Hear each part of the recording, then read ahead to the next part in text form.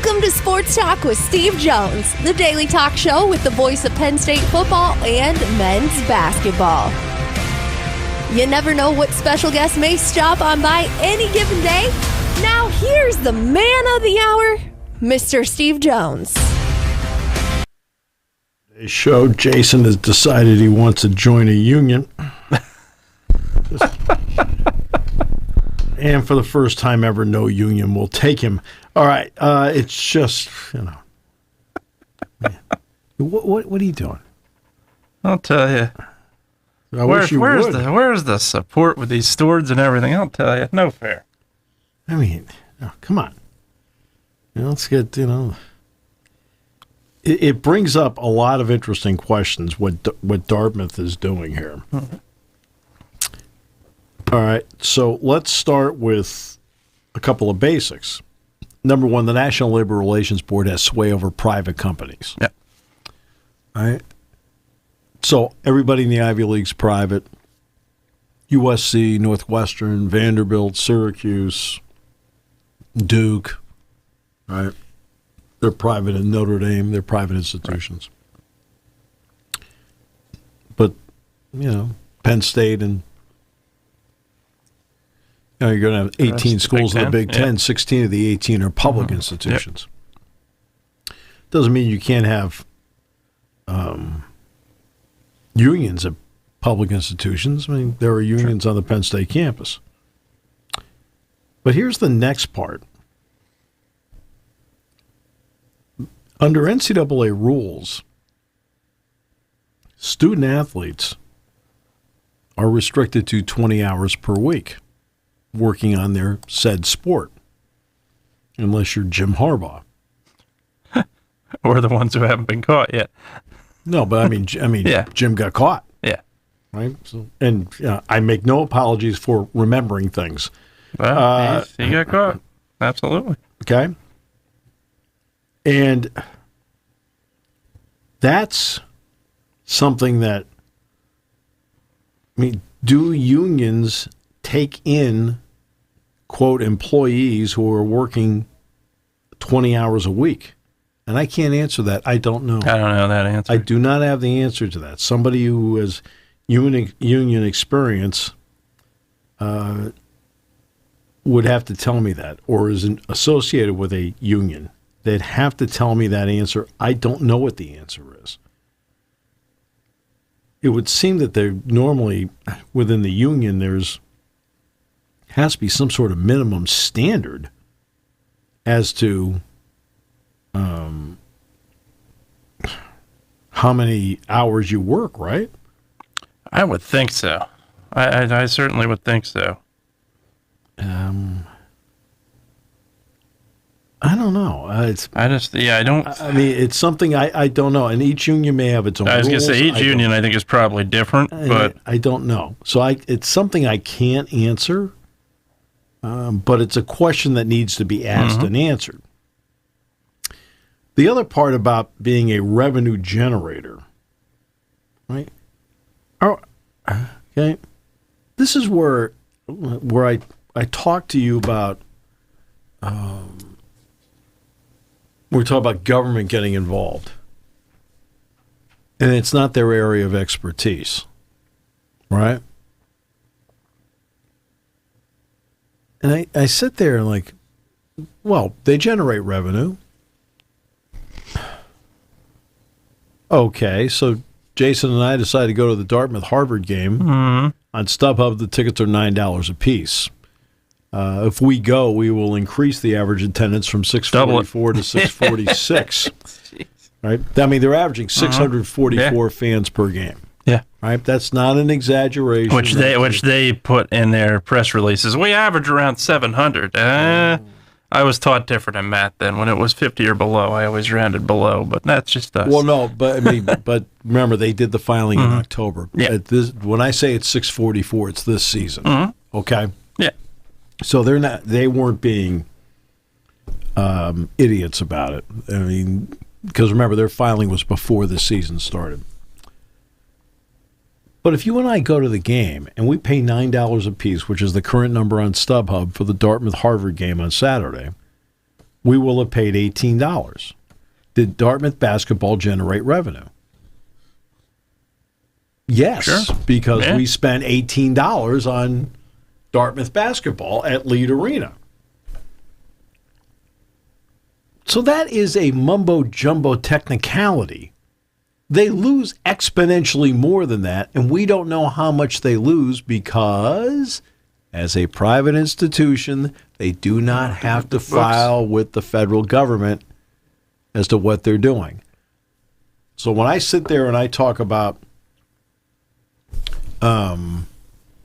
numbers, and I've done this for years, where I've been able to take numbers in the Big Ten and say, okay, football makes this X amount of money, not just Penn State, but the Big Ten. Men's basketball makes this amount. Women's basketball loses that amount. I mean, I'm sitting there with a calculator, and it doesn't take long to do. That's why I get baffled by the lack of stories about this stuff. I get baffled about it. Like, I mean, okay, if you put a little elbow grease into it, and I'm talking very little, you can get a story. How long does it take to go through 13 institutions in the Big Ten of revenue versus expense to figure out how much money is lost on something? And that's why when I said that, like, it was a year ago that women's basketball in the Big Ten lost $46.8 million.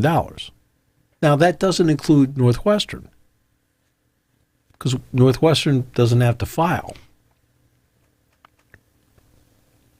And the entire point was, that's why when you see all this football revenue being generated, okay, people lose the point, and I have to keep reiterating what the point happens to be. What is the point of pointing out how much said sport loses? Because you make the point not because, oh, well, they shouldn't have it, they're losing money. That's not the point. If you think that's the point, then, okay, you've lost deep thinking the 400 level course. You have an F. Mm-hmm. The reason you point it out is that's why you have to make so much money on football, because that's an example of you having to pour money into something else that's losing to make it break even. Because you want to have women's basketball. And you want to have it.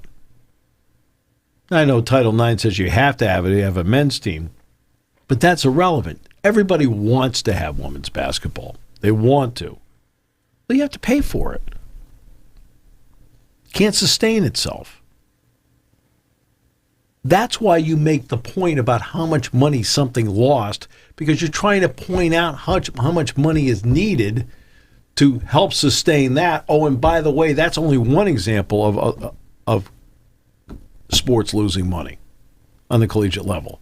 That's why you point it out, not to put down something, to show why you need so much revenue in a sport that generates revenue.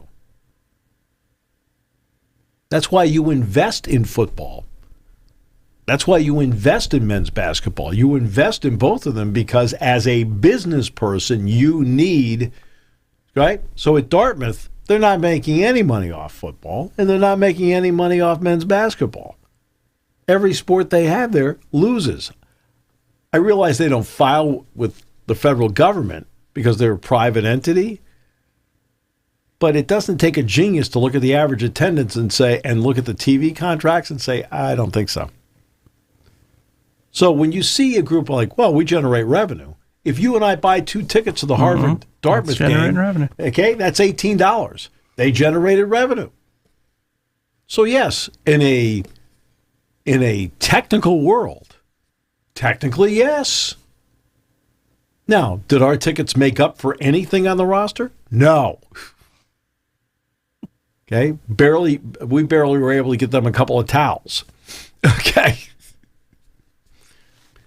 So how are you going to overcome some of these things? So let's start with this. Tony Petitti and Greg Sankey are taking a long look at this. Now, part of what they're doing too is the battle to get this college football playoff from 6 automatics to 5. You need a unanimous vote to do it. And, of course, who's standing in the way? Who's always standing in the way? No, it's two institutions. Huh? It's Washington State and Oregon State. Oregon State. Because they now represent the Pac-12, which is two schools in it. They have a vote. Yeah. Just get out of the way. Okay? If you're good enough, you'll make it. Okay? If you're good enough, you'll make it. Yeah.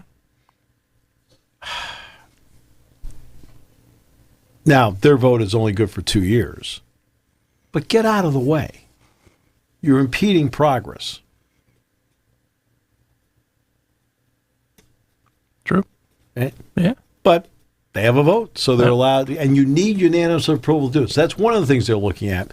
But they're also looking at, I know that Greg Sankey is not enamored with the Charlie Baker proposal. Now, I've discussed this before, but what is keeping, in the current climate, college sports programs from selling advertising where they can put a patch on the uniform? Yeah. Or anywhere around the stadium, for that matter. No, but I mean, I'm talking the uniform now. I'm talking about the uniform. Okay? They're already selling stuff in the stadium. Yeah. Or on the grass, my point, though. On the grass or something like that. Yeah. You can do it. Yep. I mean, Alaska Airlines, for example, sponsors the field at the University of Washington, and they have their logo on the field. Well, I think it says Alaska Airlines. I don't think they don't have the Eskimo logo on the field. It just says Alaska Airlines. Same story with USC. They have the logo of the sponsor of their field on the field. But what's to keep them from putting patches on uniforms on sleeves, or even in the front of a sponsor? What's to keep them from doing that right now? That I don't know. But if you're a Big Ten or an SEC team, to me, this would be part of the proposal as to how do you get more money to players. You're already getting the TV deal. And I think it's safe to say that monetarily, the Big Ten and the SEC combined make up 60 to 70% of the television revenue in college sports. I think it's pretty safe to say. 60 to 70%. Okay. But what's to keep them from then saying, you know what, we're going to let you put advertising on the jersey, just like the NBA does, just like the NHL does, just like Major League Baseball does, just like the NFL does in the preseason. The NFL doesn't do it. The preseason practice jerseys have the logos on it. The practice jerseys do, but not game. But what's to keep them from doing that? And then taking the money and putting it into a fund that then pays the players. And they can only get it once they get their degree in a trust fund. Because you're already getting revenue from advertising. We know Julian Fleming has done his deal with car dealership, as an example. We know what Nicholas Singleton has done with West Shore Homes or whatever it is down there, among others. All right. And that's fine. I'm all for it. Go for it. Nothing keeping the athletes from getting that. Now, how do you get money in a pool? And I think this is a way to do it. And I don't know how much it's worth. That's the point. But my goodness, if I'm sitting there and I've got, if it's Penn State football and I've got anywhere from 2.5 to 4.5 million viewers with an occasional 8 million viewership, well, that's worth a lot of money. That's worth a lot of money. Because when they play Ohio State or they play USC or they play Michigan, and they're not going to play Michigan the next 2 years, but they're going to play USC next year. They're going to play Washington next year, UCLA. Those games have the chance to get between 2.5, 4.5 million viewers. The Ohio State game could get 8. Okay. New Oregon the following year, yeah. Right. That's a lot of eyeballs. Like, what? And people are like, what is that patch? People do that. They'll go, what is that? Like, I've like the Yankees I've seen. Like what the heck? And you can see it on the front of the NBA jerseys all the time. Easily, yeah. Right? I mean, and they are not oppressive. I thought when the NBA announced they're going to do that, like, what the heck? I mean, what is that? It's going to look like Emirates on soccer?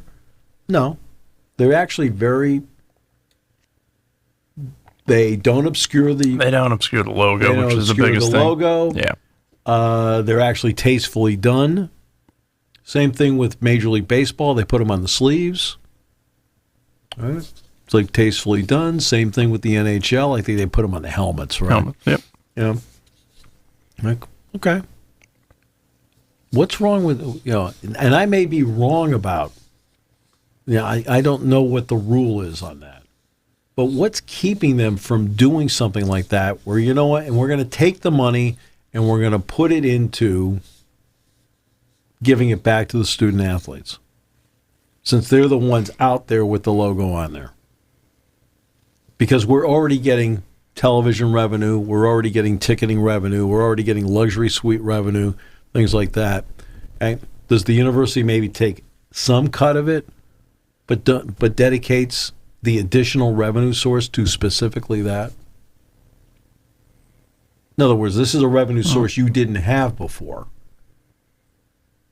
So can you then dedicate it to that, which in the end probably saves you money?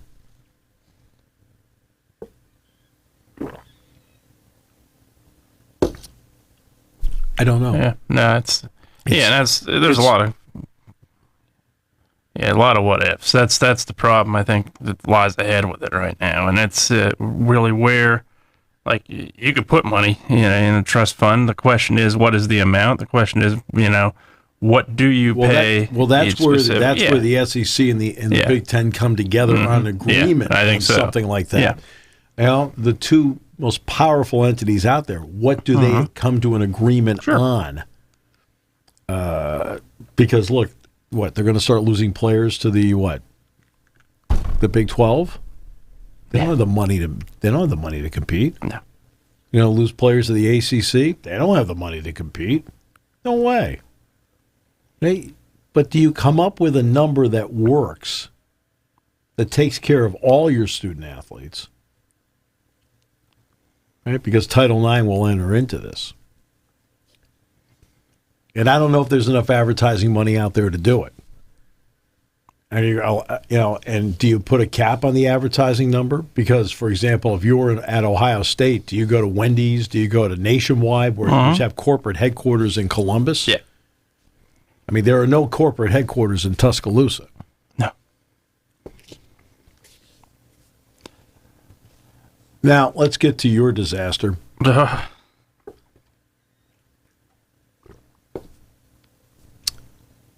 49ers. Brock Purdy makes $870,000. In 11 minutes of game time, Lamar Jackson equals the Purdy number. 11 minutes. I think Patrick Mahomes it takes 21 minutes of game time. This is who you're throwing out there. That's right. This is your guy. That's right. That's the guy. You're Joe Montana. The Joe Montana of the 2020s. I think a lot of national media feels that Brock Purdy's on par with Joe Montana, judging by their words. Obviously, haven't watched a lot of games. Let's see now. 11 touchdown passes, no interceptions in Super Bowls. Over here in the back, it's going to take a while to get to that level. Yeah, but he's a good quarterback right now. He was pretty darn good. He's a good quarterback. Well. I mean, Brock Purdy's a good quarterback. He's a much better quarterback than he gets credit for. He is an example. He's had more success, I think, in part because he was a 4-year starter. Yep. at Iowa State. Because, and the reason he's drafted last, as opposed to, let's pick a guy, Mitchell Trubisky. Right. Okay? And I'm not trying to pick on Trubisky. I'm Trubisky talking about for the being a bust. circumstances here. Right. Okay? This is about examples, not about nothing personal. Trubisky is the second overall pick in the draft going to the Chicago Bears. Purdy goes last. What's the difference between the two? The difference between the two is that Purdy played 4 years, and you saw all the warts, and you saw all the successes. Mm-hmm. And you're like, well, he doesn't throw it, because I've got 40 games of tape of him. Mm-hmm.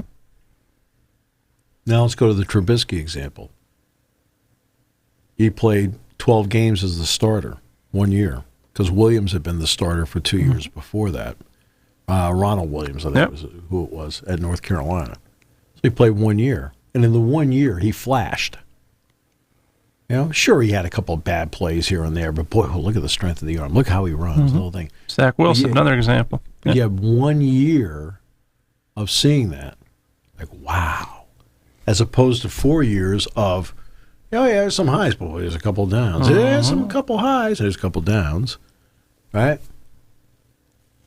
And he didn't have the strongest arm. He didn't have, because they got 4 years of tape. Okay. But then it comes time to play in the league. And the speed of the game, which is, no question, Sure. much faster than college. Well, when you're out there for 4 years, you've seen a lot of different speeds of the game. You've seen the speed of the game of playing against Texas. You've seen the speed of the game of playing against Oklahoma every year, by the way. Every year. Now, that's not going to be the same speed as playing against the Rams or the Seahawks or the Cardinals. It probably is.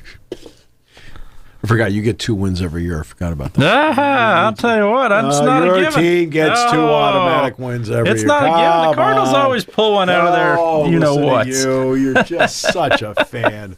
Right. Ask the Cowboys if that's a guaranteed victory. Ask the Eagles if that's a guaranted victory. Just such a fan. I mean, listen to you. It's like you act like beating the Cardinals is like getting to the Super Bowl. Come on. But at least he has seen various speeds of the game, and the step up in speed of the game, while being much higher, he's at least used to the traffic pattern in a lot of ways because of all the experience he had coming in. Mm-hmm. As opposed to Trubisky, who had 1 year. And 12 games is not a lot. No. I mean, he may have, I think he played in the bowl. I saw him play in the bowl game, so I think he played 13. Right? But that's not a lot. Where all of a sudden it's like, now you're being overwhelmed by it. A guy like Purdy, let's face it, he gets to his junior and senior seasons. He's been around enough where, like, if they wanted to say, hey, look, you've got a couple options on this play, he's been around enough where he's the mind is thinking differently. Right. Now, he also ends up in a great situation. There is another difference between being drafted second overall like Mitchell Trubisky was, as opposed to being drafted by the San Francisco 49ers. Trubisky goes second overall to obviously a team that's not good. Right. Just like Bryce Young, hey, the Heisman Trophy, he's running for his life out there. Why? The Carolina Panthers, to their credit, are not very good. They're bad. Yeah, I wouldn't even say not very good. They're bad. Right, but they're not. I mean, that's why, when you see guys, let's give C.J. Stroud all the credit in the world, along with, Will Anderson and a couple of other guys that they drafted. He went to the Houston Texans second overall. And guess what? The Texans earned the second overall draft pick by being a poor football team. This was not a team that kept losing games. Oh, a tough week for the Texans. They lost 17-15. I mean, no, they lost. They lost. Yeah. And to the credit of Stroud, he did well. But for the most part, most quarterbacks that are drafted in that high slot, let's take Trevor Lawrence. I'll never forget he went to Jacksonville first overall. And they were talking about how Jacksonville had all 5 offensive linemen back. And I said, that's good news and bad news. The good news is they have all 5 offensive linemen back. The bad news is after a 1-15 season, They have all 5 offensive linemen back. And what did Trevor Lawrence do in his first year? He ran for his life.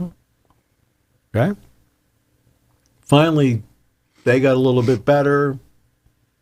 They got to the playoffs last year. They beat the Chargers. Worked their way. Who beat them? Kansas City? No.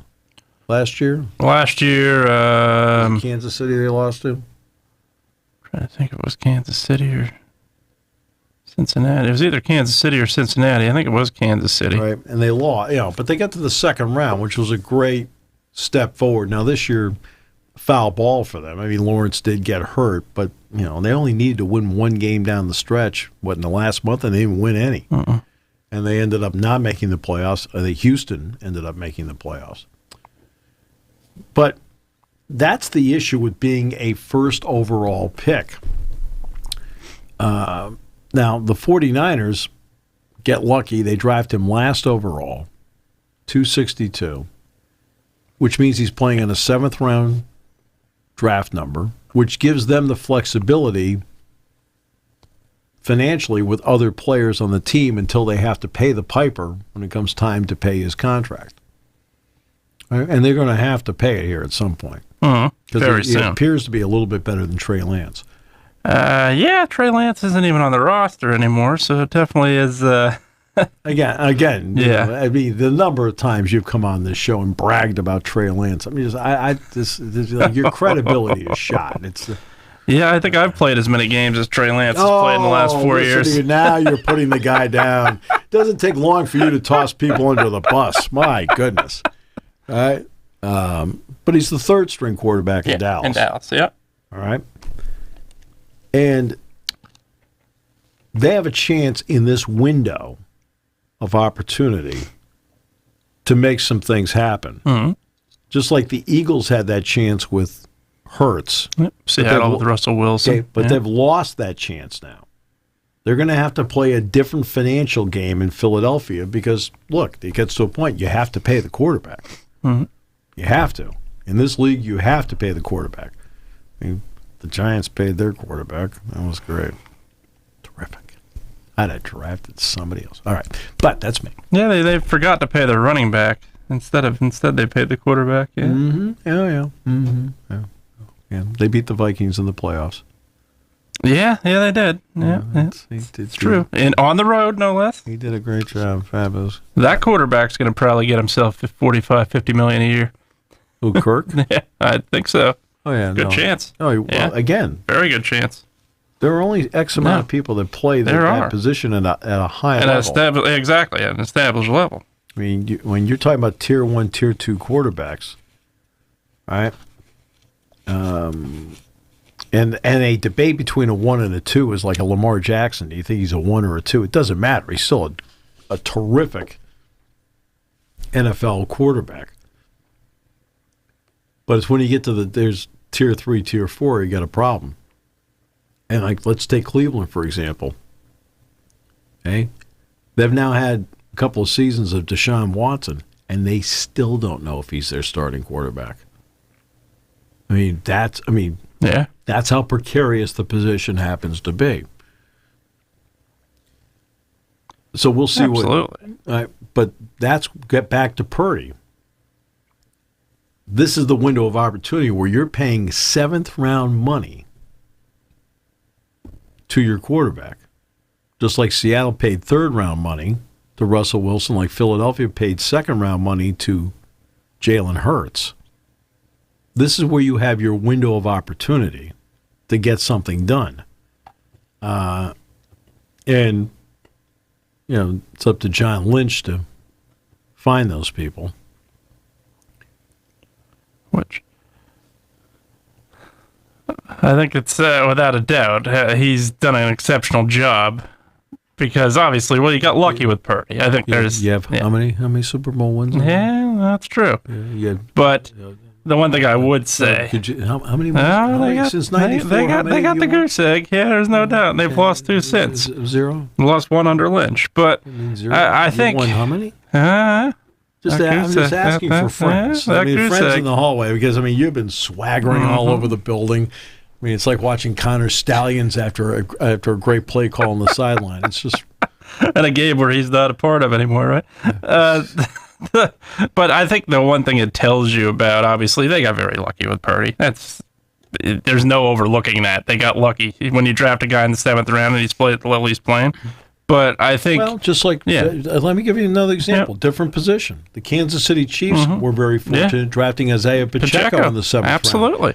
They are two examples of why in what they do, as much as we put so much emphasis on round one, why the entirety of the draft is critical. Absolutely. Late rounds have been huge for the 49ers. You look at Fred Warner, George Kittle, those are all late round picks. That's part of it. You go back a couple of years, the Falcons. They're both substandard guys. They're below average, about above average. But you go back to again, you overrate your own people. You go back to even Jamal Anderson, 7th round in Atlanta. Big reason why they were in the Super Bowl in the late 90s. Dirty Birds. Yeah, Dirty Birds, absolutely. Terrell Davis, late round pick. There's always he was a sixth round pick. Yeah, absolutely. But I think it also is a testament when you're a franchise that can give up, 3 first-round picks and more to get a quarterback that does not work out.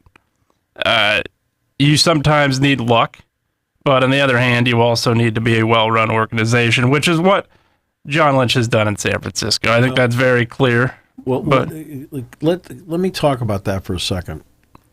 I understand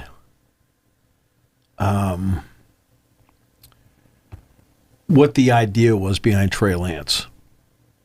Different kind of quarterback, can throw, can run. So I understand the idea of it. But I never understood the Lance pick the entire time. He hardly played. So that goes back to what I talked about before with Purdy, who had a lot of football under his belt. Lance hardly played at North Dakota State. Yeah, exactly. Hardly played in a long time. But I'm saying he hardly played there. Exactly. They drafted him after they had one showcase game where I watched a little bit of it, and I didn't like him. When I watched the game, like going, I don't get it. I watched the game, and again, it was only one game, so maybe I kept thinking, well, maybe I saw him on a bad day. It was the only game they played that year, the COVID year. And I'm watching it like going, okay, I don't see it. And then you guys flushed how many draft choices down the drain? Yeah, it was at least, 2 first rounds, traded first rounds. So 2 first rounds and a third, technically. You traded first round picks with the Dolphins that year. So 9 spots, 2 first round picks, a third round pick, and you got a 5th in return. So, yeah, absolutely not. And you look at what the Dolphins did with those picks. Yeah, you get Tyreek Hill, you get Jalen Waddle, you get Bradley Chubb. I think they turned out all right with those picks. These are your people. They are. Okay, you brag about them, you swagger through the hallway about them, and they're the guys that drafted Trey Lance. Okay. Yeah. First round, no less. First round, 3rd overall. Yeah. And I think moved up to get him. They did. Moved up 9 spots. I think part of it also is that at this point, and this is not only the 49ers, this is every organization, when you get so close and you don't finish, and finish being the Super Bowl, you do hit a panic button at some point and say, okay, is this guy good enough at this position? Is this guy good enough at this position? They went a year too long with Jimmy Garoppolo because you could have had the greatest quarterback of all time the year prior, and they turned him down. Said, okay, we're going to go with Jimmy Garoppolo. Let me talk about Brady for a second. The age obviously is. Okay, let's talk about Brady for a second. Because the story, of course, is now out there that that Bill Belichick thought he was at the end. Right. Okay. And that he told Robert Kraft that. So we go back to the old story about Randy Cross with Bill Walsh. And this is Randy Cross telling the story.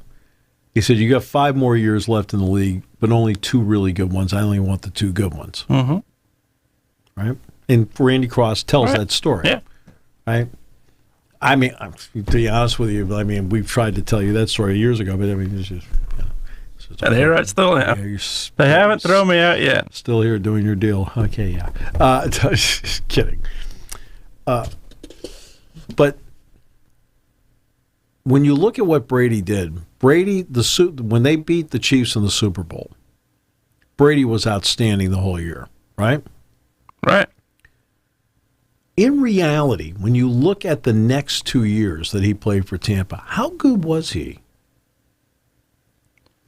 He was good, but he wasn't great. First year, I think he was better, but he wasn't great. The first year he played, the first year with Tampa Bay, he played terrific football. Yeah. Worked great with Godwin, worked great with Evans. They had a good running attack. They had a good offensive line, a lot of things that worked for him. Yeah, right? Second year they had some injuries, and they showed. Second year they got some injuries, and not only did they get some injuries, but they also could not spend the money because of what he was getting paid. For the first time in his career, he's getting like a ton of money, right? Which counted against the cap. His Patriot numbers did not count much against the cap. And he was good his second year, but not great. When they played the Rams in the playoffs, didn't you expect them late in the game with Brady at quarterback to come back and win? Yeah. And you know what? To be honest with you, you're watching that game, you're like, I'm thinking to myself, he's not going to be able to do this. He's not playing well. He's not playing well enough to do it, right? And then the year after, his last year. Yeah, his last year was. I mean, he threw a ton of passes that year, but again, everything was dink, dunk, short. I mean, it was. He was his last 2 years. He was okay. I would say you would rate him good. You would rate him in the upper level of the NFL, so he's one of the top 16 quarterbacks, but he probably was in the 12 to 16 range at that point, and some days even less than that. Now, at 45, for goodness sakes, after that kind of run, come on. I mean, after that kind of run in your career, I mean, that's to do that at ages 44 and 45, to go out there and compete the way he did, I admire that a lot. But he was not playing the same way as he did at 34, 35. It just wasn't. And so even in that case, he has the one last great year with Tampa where he wins his 7th Super Bowl. And then there's no question. Let's be realistic. He slid back the next year, and he slid back further the year after. He didn't have the same supporting cast around him. He needed to be protected. He needed an offensive line badly to protect him because, let's face it, he doesn't move. I got it. He's 45, right? I mean, look at you. You barely move now. That's right. Right? And I'm younger. And we keep telling you to move more, eat less. That's right. Over and over. Tell you. And it sometimes works, other times doesn't. But the ironic part of it all is, Brock Purdy's injury would have kept him out this year. Tom Brady is not retired.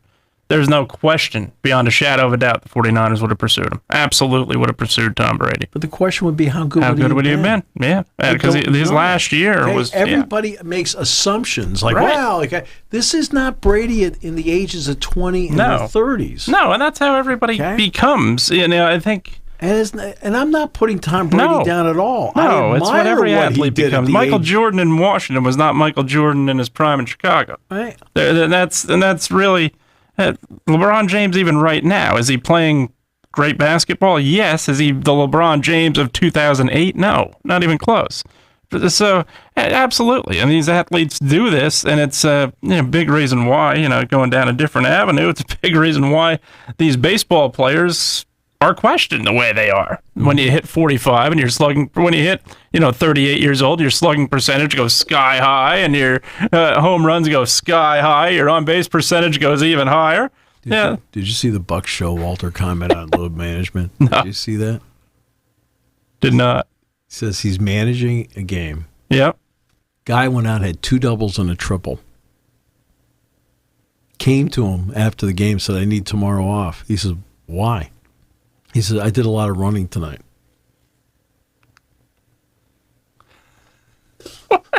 What? I did a lot of running tonight? Yeah, you did. And what about when you're out? I don't know what position the guy played, but say he's a left fielder. Right? What do you do out there? Out there? You run, you catch balls. Right? But I'm saying, but yeah. You're out there in your position. Ball one. You kind of stretch a little bit. Get back in fielding position. Strike. 1-1. Okay. Stretch out. You need me to move over 3-4 steps into left center? Got it. Walks over 3-4 steps into left center. Foul back. It's 1-2. I need time off? From what? Oh. All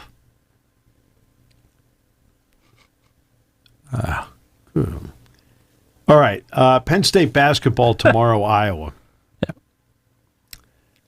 Interesting team to get ready for offensively. On offense, they are in constant motion. Move. Okay? Always moving on offense. But then the problem is on defense, you can move them around, which gets them out of, that's always been their problem. That they can move you on offense because of their perpetual motion. But when you're on offense against them, they get lost a little bit sometimes. That's one of the reasons why they give up points.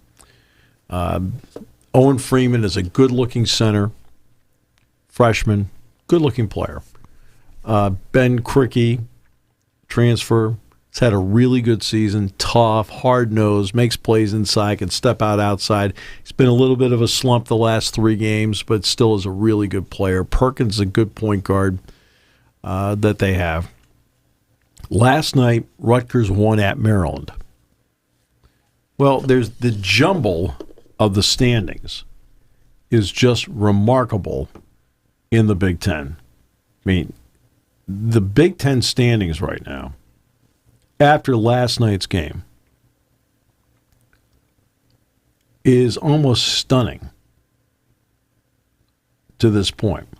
Purdue is 9-2. They lead the pack. They're a half game up on Wisconsin, which is 8-2, but of course they've got that game in hand. They beat them on Sunday.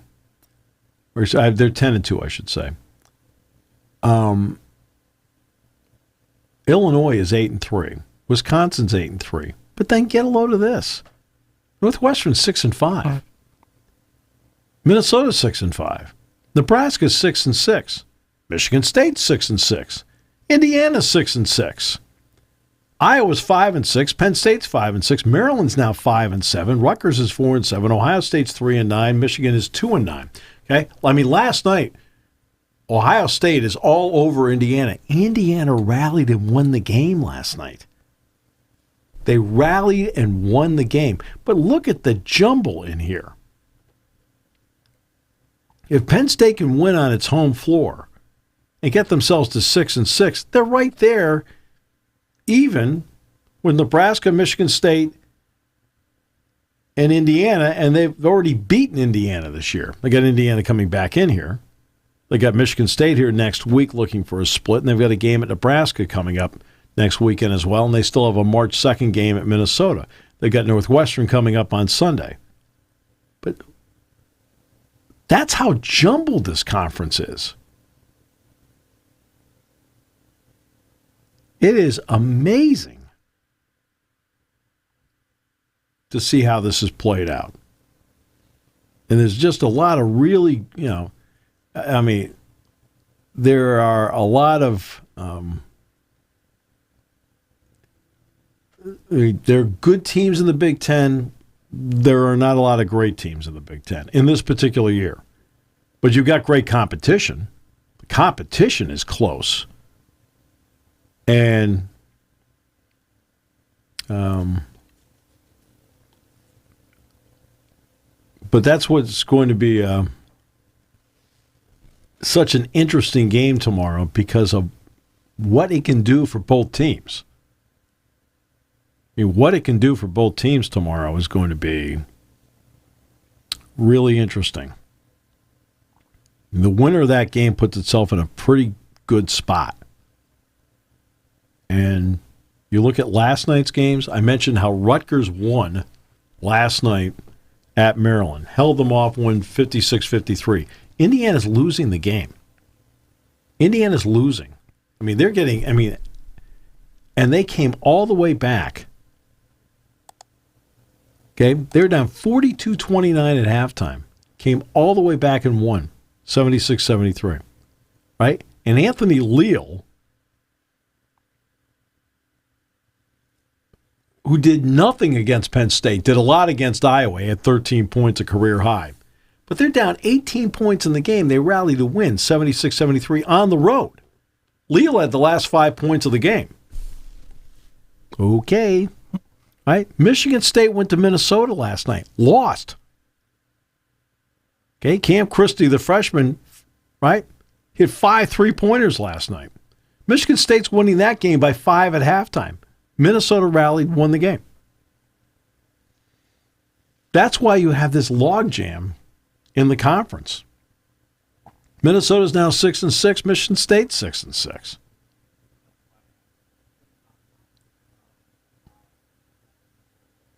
I know you only want to talk about the 49ers. I understand that. Oh, no.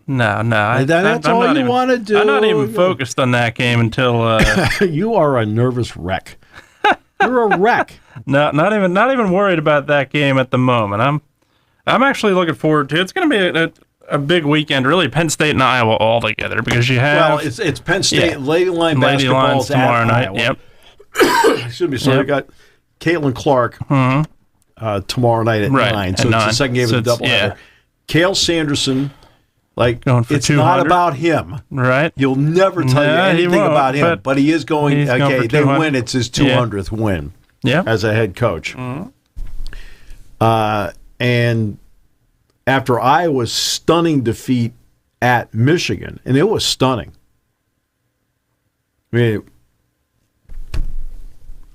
Woods got crushed. Did you see that? Yeah. Well, 14-2 or some number. Yeah. Yeah, they were down 20-3 in that meet. Like, wow. But Carver Hawkeye will be filled, emotional, and so it's a Penn State Iowa weekend. Men's game at 7. Yeah. Women's game at Carver Hawkeye at 9. Yeah. Wrestling at 9 on Friday night. They don't play hockey, cowards. Yeah, I know. How about it? I'll tell you. And they've got a nice little hockey arena there. Get on the baseball field. It's the end of it's February. Get in the baseball. They've got a nice hockey arena. They do. It's right next to the hotel. It's not on campus, but it's in Coralville. It's right there. I think a minor league team plays there. It's not like they couldn't do it. Yeah. But and should. Different story, different time. But that's quite a setup, Penn State, Iowa this weekend. Absolutely, and I'm looking forward to it. There's no doubt about it. You get the game here at home for the men's basketball team. Everybody else is out there, and then the women actually go from there to Wisconsin. Wisconsin. After that. Yeah. Yep. So. Yep. Only time they play Iowa this season. As well. I could match up in the Big Ten tournament. Dick Girardi and I were talking about it's too bad that they're not here this year because they just sold people it want to see Caitlin Clark. Yep. Yeah, Clark has literally pretty much almost sold out every venue. Yep. Yes. No. Yeah, it's been a lot different. Yep. So credit where credit's due. Absolutely. She's done a lot of. She's done a lot. So transcended a lot. Yep. You hope it can continue into the next level. I just am not confident that it can. No, I don't think. I don't think so. You hope it can continue at least where that it boosts things a little bit. Right. Like for example, they played Maryland. Yeah. On Fox. Mm-hmm. And they got 1.5 million viewers. Well, that's great. Yeah. That's a terrific number. But it's not. It's there's perspective on where it is. It's like it's the best ever they've had on Fox for a women's basketball game. But 1.5 million viewers is good, not great. I'm talking about overall big picture scheme. It's good, not great. Right. But it's still a record number. Now, the $9 million they got for the championship game between LSU and Iowa, that's a phenomenal number. That's right. That's like, no, it doesn't, regardless of sport, that's a great number. Great number. Absolutely. Right? But the Lady Lions have them tomorrow night. They're ranked second in the country. Lady Lions had that tough one against Michigan. Having Tay out of the lineup doesn't help. I mean, so they're playing a little shorthanded right now. Mm-hmm. But this would be a big one to get. And then Penn State wrestling, some great matchups. Friday night, I know 9 o'clock. I'm locked in watching BTN. Absolutely. That place will be wild. See, that's why, for example, when Penn State went in there to play football, when both teams were highly ranked, and that was the day where P.J. Mustafer got hurt, Sean Clifford got hurt, and the Iowa fans are booing left, right? They're booing people. Like, right? I remember Jonathan Sutherland was told by the official, "Hey, go to one knee," because the official could see something wasn't quite right. The official told him to go to a knee. They're booing. I'm like, what are you doing? Right? And Jack looked at me and he says, "Why are they like this here?" And I said, "You know what? You want to know why?" I said, "I think it's a result of the wrestling thing." Part of it. Absolutely. Like Penn State, Part because of it. It says Penn State on the, right? It doesn't say it on the jersey. Right. But because it's Penn State, yeah. Right? I think because of basically Penn State has totally backhanded that program. Yeah. For years. I agree. For years. I mean, like they have taken them like, nobody's better than actually, there's another entity out there that's not just a little bit better than you. They're actually way better than you. And I think that their fan base resents it. They resent Penn State for how good they are in wrestling. Yeah, I agree. And I think now football brings with it emotion to begin with, but the fact that it was Penn State, I think made it even. That's why when they were booing Penn State players down, because remember Arnold Ebiketie went down, Sutherland went down, P.J. Mustafer went down. Right, and then their one assistant's flopping on the sideline. It's like, okay. And I said on the broadcast, I said, "Jack, I don't understand why they're booing us." I said, "Do they feel like Penn State's injuries are slowing down that high-powered, high-octane, quick, high-tempo offense? That That's the point I made. Let's huddle up offense?" I said, they're not snapping the ball every 18 seconds. They're snapping it every 34 to 36 seconds. I'm like... I said, now off the air, I did not say the wrestling part on the air. I said it to Jack off the air. But off the air, I said to him, I think some of it, a lot of it has to do with the fact that Penn State has, in wrestling, taken them and made them less relevant. How about that phrase? Yeah, I think that's a big part of it. Absolutely. It's... When you're the king and somebody suddenly comes around and says, "No, you're not," it's going to change your opinions. It's going to change how you feel on a lot of things. Yeah. There's no doubt. I mean, look, everything goes in cycles. Absolutely. Let's take Indiana basketball. You know how many Big Ten championships they've won since 1992? Which is 32 years? 32 years, yeah. Three.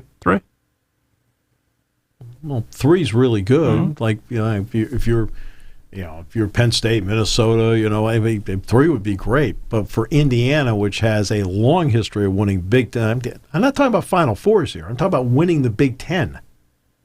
3. And I believe, correct me if I'm wrong, that Indiana has never won the Big Ten tournament. I don't think they've ever won the Big Ten tournament. I don't think so. No. Even the year they were in the championship, they didn't win it. No. They have never won the Big Ten tournament. And the Big Ten tournament wasn't started a month ago. Okay? The Big Ten tournament wasn't started 10 years ago. It wasn't started 20 years ago. Okay? The Big Ten tournament's been in existence now for 25 plus years. They've never won it. They've won 3 Big Ten regular season titles and have not won a regular season title since 2016. Right? That's tough for a fan base that's used to massive success to go through. And for Iowa wrestling, that has been what Penn State has done is what they used to do. Mm-hmm. Agreed. I mean, when you look at national titles,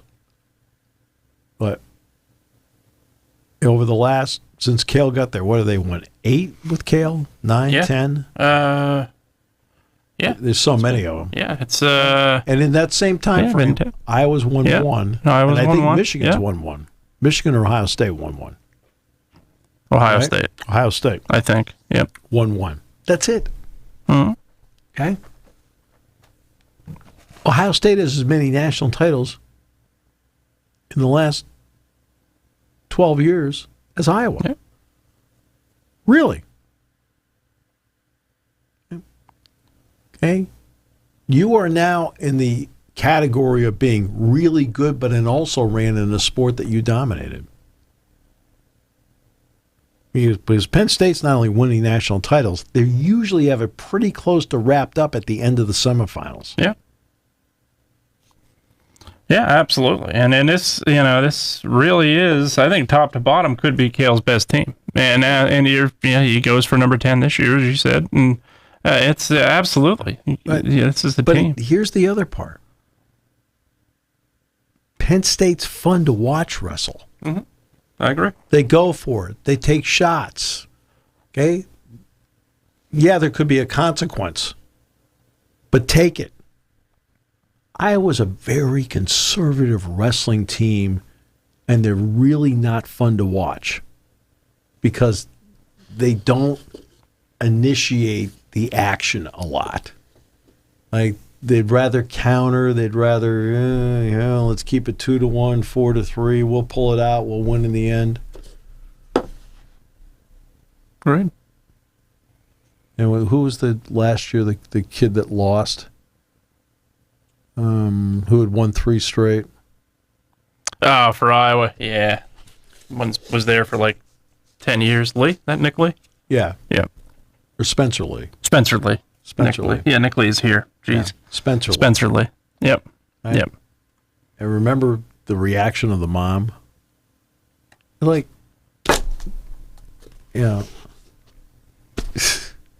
that's kind of like sums up Iowa wrestling right there. No doubt.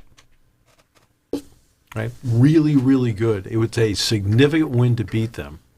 But the bottom line is, as Michigan showed, they are very beatable. No doubt. Yeah. But you have to go out and you have to beat them. You can't. Absolutely. They're not going to hand you anything. Yeah. And you got to get off to a better start, I think, than they did last week. They were ahead last week in a big way. They won their meets. They won the meet. They won the matches. But You're talking about Penn State. Yeah. Got to get off to a better State start. Wrestled them hard. They did. Right? Score doesn't show it, but I thought they did. I'm watching it. Like, Yeah. They wrestled I them thought hard. so, too. Dick and I were I talking thought so, about too. that. We're out in Indiana. Like, hey, Yeah. they really wrestled I thought so, pretty too. hard last night. Yeah. All right. Back tomorrow. But you're out Thursday. I am out. Right? What, court appearance? What? No. I'm just kidding. No, I was just asking. What? I'll take your word. You said no.